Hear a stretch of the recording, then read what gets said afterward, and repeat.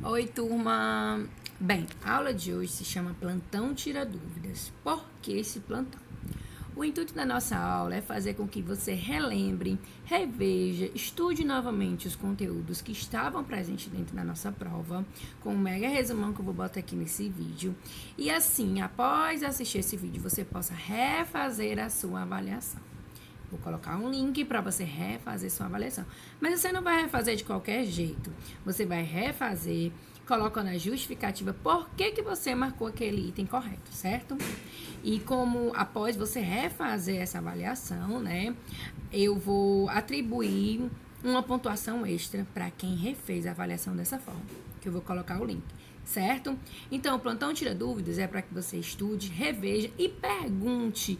E chegue para a professora, busque, professora, eu não entendi isso, a senhora pode me explicar novamente? Esse é o intuito da aula de hoje, para que a gente possa, sim, aprender, passar para os próximos conteúdos, sabendo os conteúdos que caíram na prova. Certo? E ao refazer a sua prova, você vai conseguir perceber, poxa, eu acertei porque eu aprendi isso. Ah, eu errei porque eu não entendi isso. Eu errei porque eu não estudei isso. Esse é o intuito da aula de hoje, tá? Então, prestem atenção, nós vamos rever todos os conteúdos que caíram na prova, certo? Primeiro conteúdo que estava presente na nossa avaliação foi a carta pessoal, né? A carta pessoal é um gênero utilizado quando um remetente deseja entrar em contato com um amigo, um familiar, um conhecido, que é o destinatário. Então, remetente é quem envia a carta, destinatário é quem vai receber a carta, certo? Característica da carta pessoal: comunicação geralmente breve e pessoal, de assunto livre, ou seja, pode tratar de qualquer tema, conteúdo, certo? Sua estrutura é composta de local e data, vocativo, corpo e assinatura. Às vezes também apresenta PS, post-scriptum, que significa após a escrita, algo importante a ser colocado após a escrita, tá? A linguagem varia de acordo com o grau de intimidade entre os interlocutores. Interlocutores é as duas pessoas que participam da comunicação, o remetente e o destinatário, podendo ser menos ou mais formal, culto ou coloquial. E eventualmente inclui gírias. Então, meu grau de intimidade que eu tenho com a pessoa a qual eu vou destinar a minha carta vai dizer qual a linguagem eu uso, tá? Então, se eu for escrever uma carta para o meu melhor amigo, eu vou usar minhas gírias. Mas se eu for escrever para minha avó, eu já vou ter cuidado ao escrever essa carta usando palavras que mais se adequem à minha ligação, à minha intimidade que eu tenho com a minha avó. Então, tudo vai depender do grau de intimidade que você tem com o destinatário, tá certo? No uso da linguagem dentro da carta. Certo? Continuando. Deixa eu só puxar para cá meu roxinho. Local e data são colocados no início da carta. Normalmente à esquerda. Normalmente. Aqui, eu botei um exemplo, tem assim, Rio de Janeiro, 2 de abril de 1970, né? Então, eu coloquei, mas pode vir à direita também, tá certo? O vocativo pode conter apenas o nome do destinatário ou vir acompanhado de palavras de cortesia, como caro senhor, querida amiga, por exemplo. Aqui tem o quê? Meu caro amigo. Botei uma carta, né, do lado para que vocês possam perceber justamente esses elementos da carta. Certo? Me perdi. Por exemplo, ou pode mesmo ter um apelido que varia conforme o grau de intimidade entre as pessoas que se correspondem. Então, se você tem uma intimidade maior com seu amigo, você pode usar um apelido, um diminutivo do nome, né? Algo que faça referência à sua relação que você tem com aquela pessoa. O vocativo pode ser seguido de 2 pontos, de vírgula, ou pode ou não conter pontuação, certo? Ou seja, pode ou não ter pontuação. Então, você pode colocar vírgula, normalmente ele tem vírgula, tá certo? Esse vocativo, tá? A despedida varia muito, podendo ser cortês, né? Cortesia, algo agradável, né? Carinhosa ou formal. Então, tudo, como eu disse, toda a linguagem dentro da sua carta pessoal vai depender do seu grau de intimidade e afinidade que você tem com o seu destinatário. A assinatura do remetente, normalmente, o nome vem manuscrito, sem o sobrenome, finaliza a carta, né? Mas quando a gente vai fazer uma carta para algum concurso, alguma seleção, a gente evita colocar assinatura, tá? Se algo importante for esquecido, pode ser incluído depois da assinatura. Um PS, um pós-escrito, certo? Então, aqui do lado, vou botar bem aqui meu roxinho, né? Eu coloquei né, todo o exemplo, né, de estrutura da carta, né? Aqui a gente tem data, aqui a gente tem vocativo, aqui a gente tem o corpo do texto, aqui a gente tem a despedida e aqui a assinatura, tá certo? Toda a estrutura da qual eu falei, né? Então, a prova, o primeiro texto da prova de vocês já tinha claro qual era o gênero textual, tá certo? Só perceber esses elementos, tá? Continuando. Próximo conteúdo. O próximo conteúdo é frase, oração e período, né? Que aí a gente já parte para o conteúdo mais gramatical, saindo um pouquinho da leitura e interpretação de gêneros textuais e entrando no conteúdo mais gramatical, tá? O que é frase? O que eu falei para vocês nas aulas anteriores foi que eu delimitei, né, 3 elementos básicos para poder ser frase, né? Frase é todo enunciado que tem sentido. Então, basta ter um enunciado que tem sentido, porém, é preciso começar com letra maiúscula e ter pontuação final. Seja ponto de interrogação, de exclamação ou ponto final. A frase ela pode ser de 2 tipos, nominal ou verbal. Nominal quando não apresenta verbo. Então, é muito importante vocês perceberem o que é um verbo dentro de uma frase. Verbos são aquelas palavras que indicam ação ou estado. Né? Os verbos, eles podem ser conjugados. Então, tá na dúvida, conjuga. Tá? E as frases verbais são aquelas que têm verbo. Então, frase nominal não tem verbo, só tem nome. Frase verbal tem verbo dentro dela. Olha o exemplo que tem aí. Que belo dia. Que belo dia, não tem verbo. Ah, professora, belo é verbo. É não.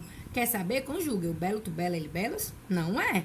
Tá certo? Então, lembre-se que o verbo é uma palavra que indica estado ou ação, fenômeno da natureza, e que ela precisa ser conjugada. Tá? E na frase verbal temos o seguinte exemplo, de estar lindo. Agora sim, eu tenho um verbo estar, que é um verbo que indica um estado, de como um dia está. Tá certo? Então, lembre-se disso. Frase é tudo aquilo que começa com letra maiúscula, termina com ponto e tem sentido. Vamos lá para a oração. Oração. Oração é um enunciado ou parte de um enunciado que se estrutura em torno de um verbo. Mas eu falei também da questão da locução verbal. Lembrem, locução verbal são 2 verbos com um valor de 1, tá? Eu gosto de sorvete. Tem verbo? Tem. Gosto, então é uma oração. Quero que você estude. Então, eu tenho quantos verbos? Você quero e estude. Então, eu tenho quantas orações? 2. Ah, professor, então quer dizer se numa frase eu tiver 10 verbos, eu vou ter 10 orações? Sim. Lembre-se dessas observações que eu botei aí e expliquei para vocês. Nem toda oração é frase, nem toda frase é uma oração. Por quê? Frase existe sem verbo, mas oração não. Então, é por isso que nem toda oração é frase e nem toda frase é oração. Então, período. O que é o período? O período é uma frase que contém verbo. Então, para ser período, tem que ser frase, começar com letra maiúscula, terminar com ponto, ter sentido e ainda tem que ter o quê? Verbo. Então, período tem que ter verbo. Então, se o período é simples, é porque ele só tem uma oração, ou seja, um verbo. Se o período é composto, é porque ele tem 2 ou mais verbos, certo? Ou 2 ou mais orações. Período simples, formado por uma oração, ela é absoluta. João estuda? Então, estuda é verbo, uma oração. Agora, João estuda e trabalha. Agora eu tenho 2 verbos, estuda e trabalha. Então, eu tenho quantas orações? 2. Então, meu período é o quê? Composto, certo?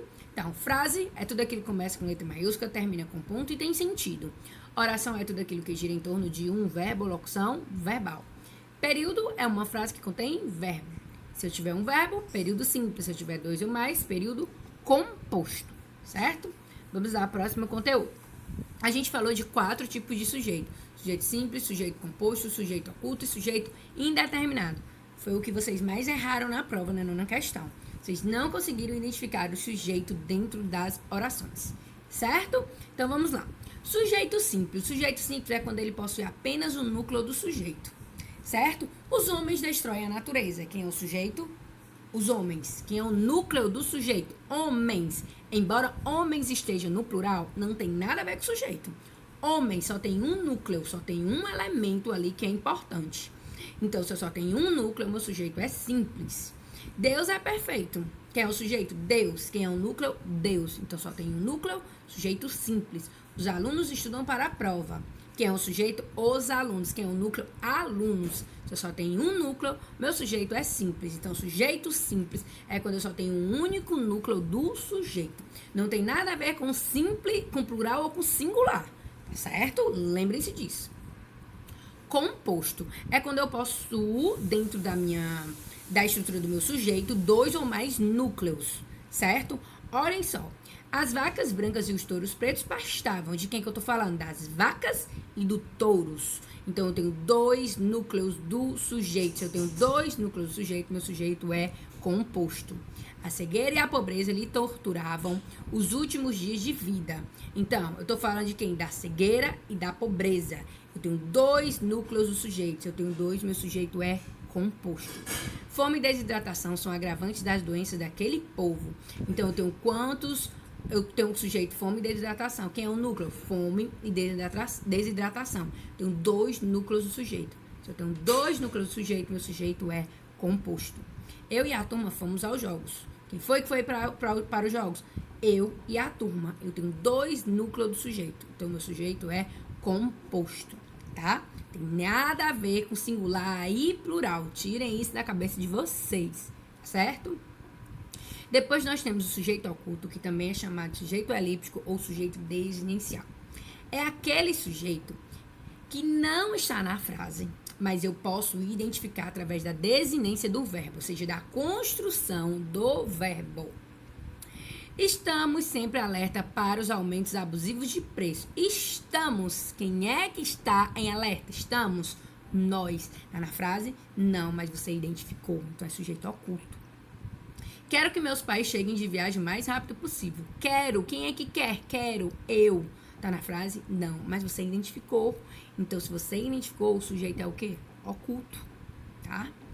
Estudaremos toda a matéria. Quem é que vai estudar toda a matéria? Nós. Então, tá na frase nós? Não. Mas você identificou por causa da desinência. Estudaremos. Mos. Toda vida que vai terminar em mos é porque ele faz referência ao sujeito nós. Tá? Então... Quando não está na frase, mas você pode identificar, o sujeito é oculto, sempre. Por último, sujeito indeterminado.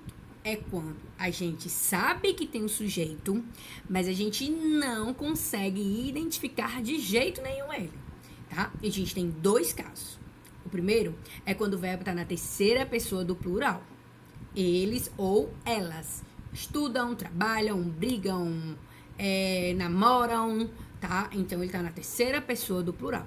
E o outro caso é quando o verbo tá na terceira pessoa do singular. Ele ou ela estuda, trabalha, namora, acompanhado do se, que é o índice de indeterminação do sujeito. Então, se ele tiver acompanhado do se, ele também vai ser sujeito indeterminado. Olhem só o primeiro caso, verbo na terceira pessoa do plural. Dizem que a família está falindo. Dizem. Eu sei que alguém disse, mas eu sei quem é esse alguém? Não. Então, meu sujeito é o quê? Indeterminado. Olhem só, o segundo caso, verbo na terceira pessoa do singular mais se. Precisa-se de mão de obra especializada. Eu sei quem precisa de mão de obra especializada? Não, mas eu sei que tem alguém que precisa, mas eu não consigo identificar. Se eu não consigo identificar, então meu sujeito é indeterminado, certo? Assistam novamente esse vídeo. E eu estou aqui para tirar dúvidas de vocês antes de refazer a prova de vocês, tá certo? Lembre-se que refazer e justificar as respostas vai ganhar um ponto extra na prova, tá certo? Beijos e estudem para refazer essa prova.